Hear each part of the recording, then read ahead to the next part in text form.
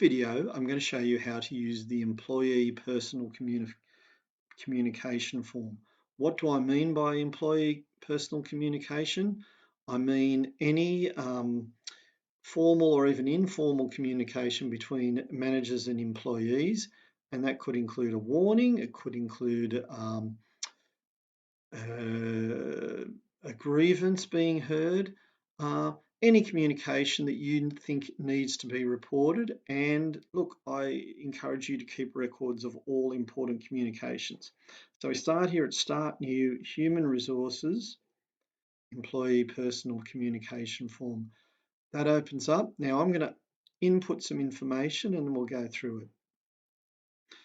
Okay, so I've put in the date of the communication and the employee receiving the communication. Now, there could be two employees involved in this. Say it's a dispute between two employees or a grievance. You want to record both of them there.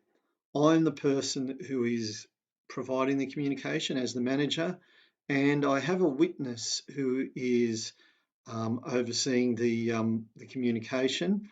That can be a very good idea in certain cases to have a witness to attest that the information you're providing is true, and you might use a non-employee here. You can put the name there. So we have two blank sections, but we don't need to fill in any information there because of what we've already got. Now, what's the type of communication? Here's the choices that we have, including other, which could be whatever you choose. Now, in this case, it was a verbal warning. Do I need any comments? Not really in this case. If I'd selected other as my type of communication, I think I should put the information there, or if I feel I need to impart any further information. Now, what evidence of communication am I going to upload here?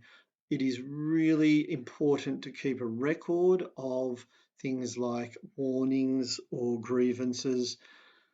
It should always document them, put witness statements, whatever, and upload that document into here. Okay, so we choose a document and we upload it in there. Now, I've given you plenty of places to upload as many documents as you like.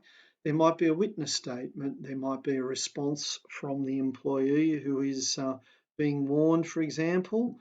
I think there's plenty of opportunity to upload documents there.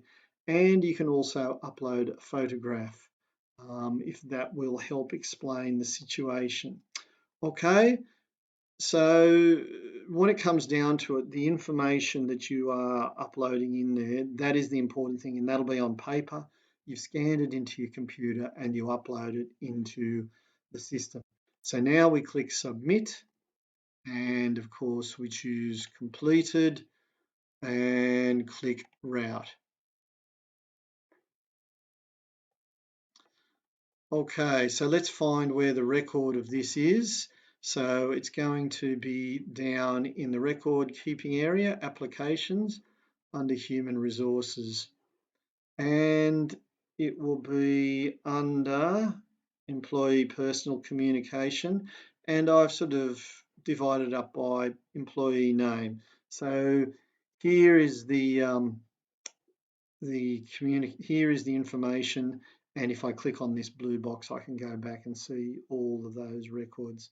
Okay, so it's fairly easy to find any ongoing communications by finding the name, but you can also go by the date, etc.